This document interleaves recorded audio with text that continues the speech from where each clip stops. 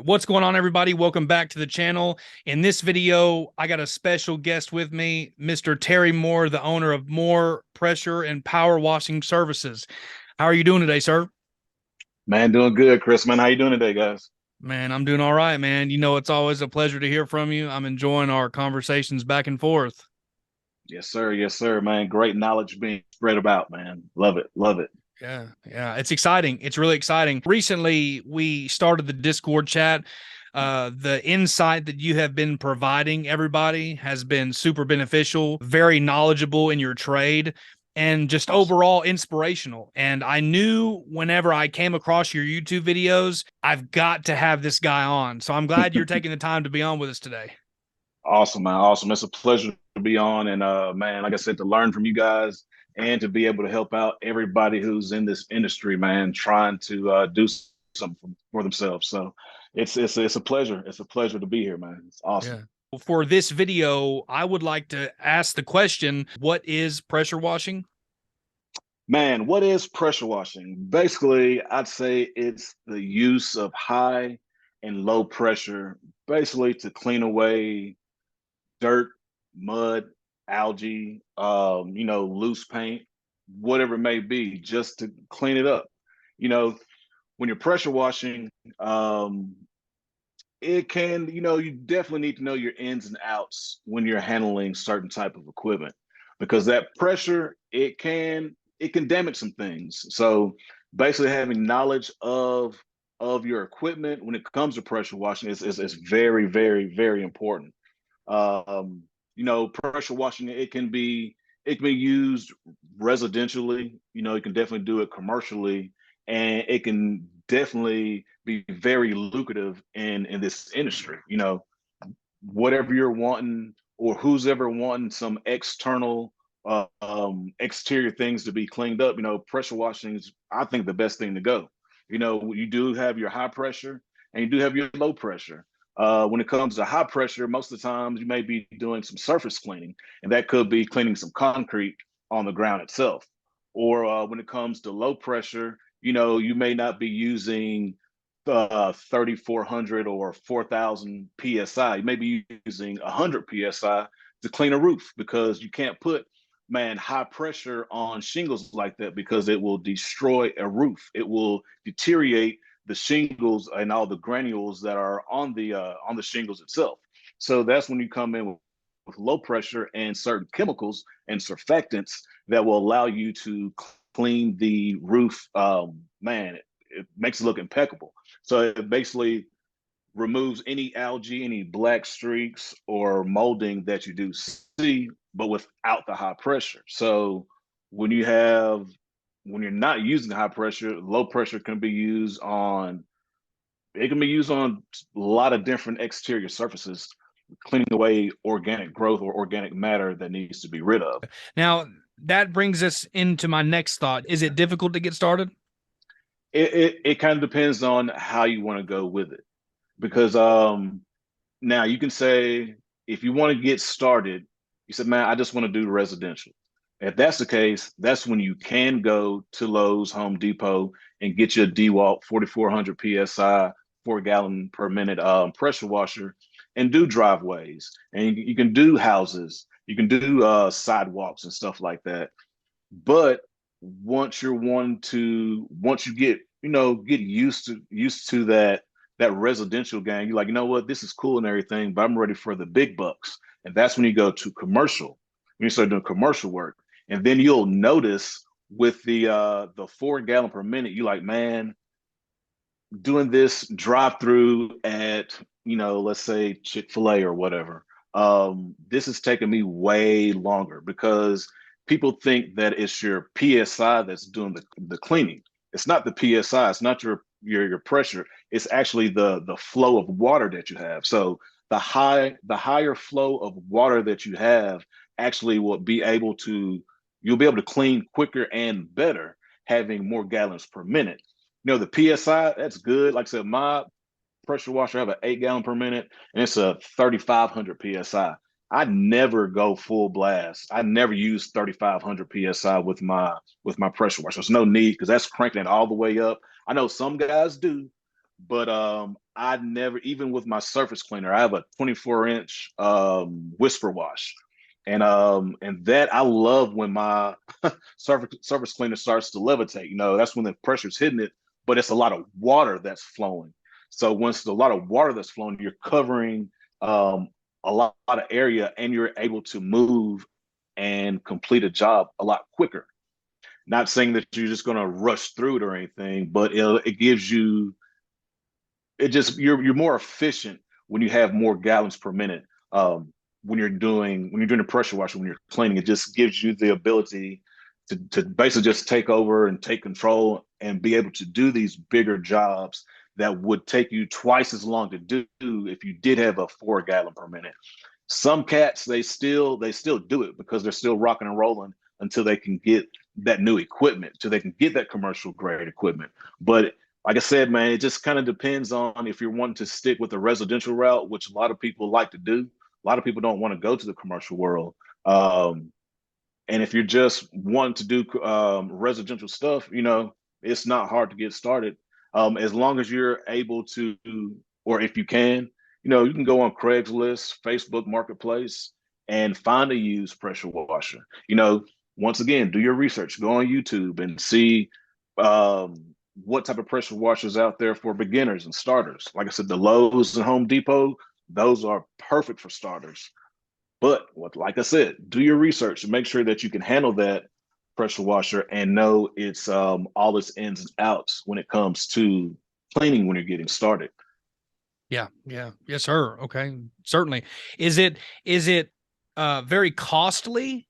I mean, what would be your advice to somebody right now that has been on the fence about pressure washing, because maybe they might see a setup like you got. I've seen your Mhm. setup on some of the YouTube videos and it looks awesome, by the way. For a guy that is wanting to get into it, he's on the fence, he's not sure if he can really succeed or not at pressure washing as you have. What would be Mhm. your advice to him as far as his barrier to entry? Are there significant barriers to entry? I'll say this. Yes, it is. Thanks to the Discord group, I did a lot of cold calling the other day, and I went to this church yesterday, and the guys, they wanted some of their entry signs clean. So I thought the easiest way to get this clean, I would not even need my pressure washer. As long as I'm able to get water to these entry signs, all you would need will be a pump up sprayer with some bleach, little water mix. And then if you spray the entry signs down, because of the chemical being so strong, it's going to eat the organic matter. So you don't need a pressure washer. If you have a water hose, hopefully it's long enough to connect to a water source. If you can connect to a water source, all this is just a rinse down afterwards. So I told the guy I could do each of the signs for 130. And I think I'm not going to even bring my trailer to do that job. I can just bring my truck with a pump up sprayer. I may bring my trailer just to have some water in it, just to rinse the stuff off. But that's entryway, because you can spend 30-40 bucks on a nice pump up sprayer. You can spend maybe 20-30-40 bucks on your chemical, just for this job I'm talking about, which is, it's not a large job, but it's an easy job that somebody who didn't even have a pressure washer, they could do it. That would kind of bring us into my uh third and final question. And my last question is, how do you get customers? Me personally, the way I first started off was boots to the ground. That's just going to a place, a residence, and not, maybe not a resident, but going to a commercial building or going to a property, and telling them about your services, telling them about you, telling them what you can do. Other ways that I've used is social media to its max.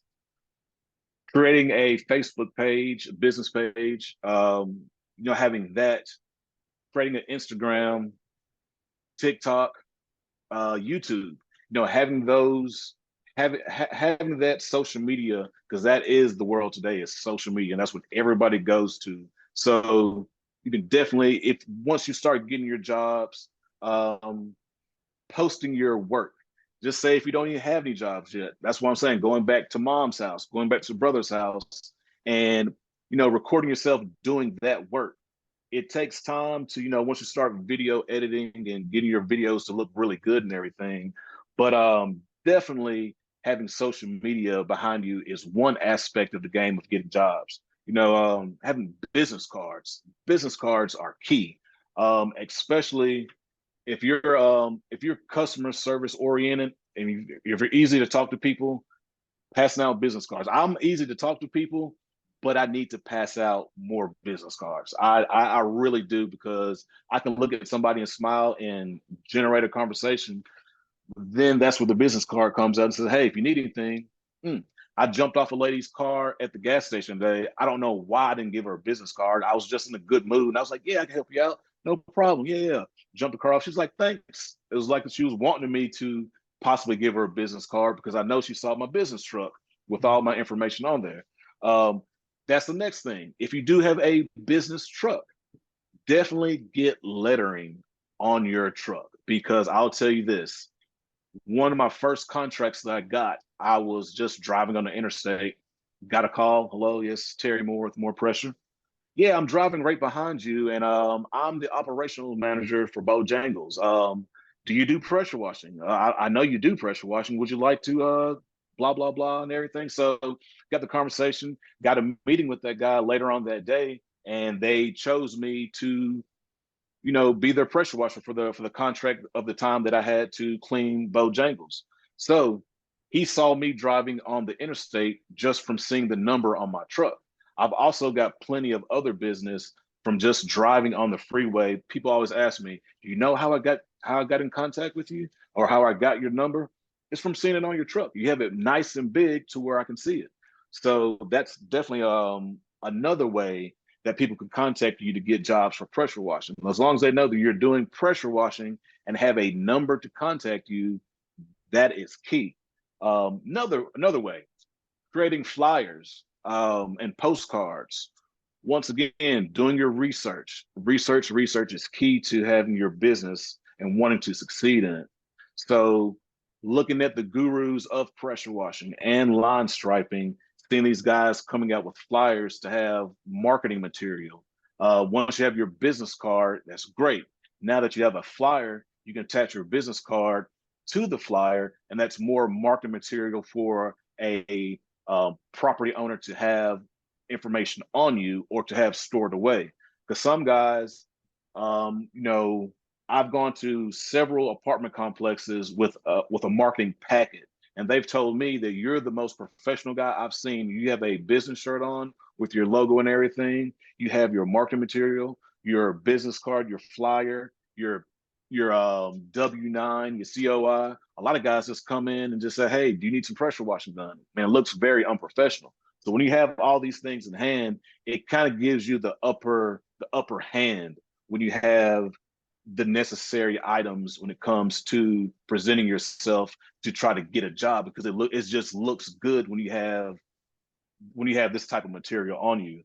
Um, Another way is having a my Google GMB Google Business page, because when somebody's looking for you, a lot of people may do a voice search to say, "Give me the nearest pressure washer near me."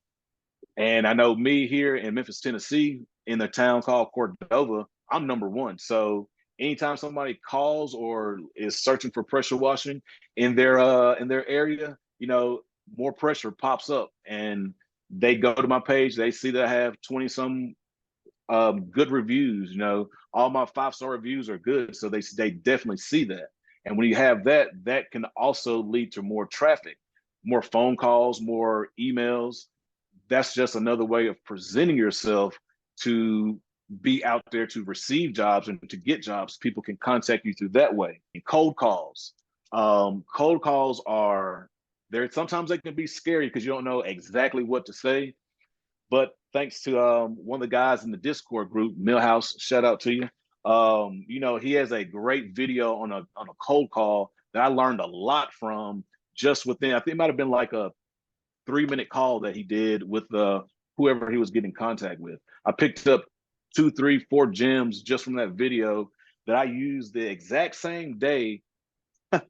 I did exactly what he did, man, and called at least 30 some odd churches, um, getting my information to them, you know, saying exactly what he said because it's the perfect script. It's nice, short, and sweet, and it's simple. So when you have certain things like that in front of you, like I said, when you research or when you join a group like this, man, because these guys here are really wanting to help out, and just by paying attention, writing notes, because I wrote down word for word everything that he said, Mhm. and I twisted it just a little bit for my benefit, and it did help me out.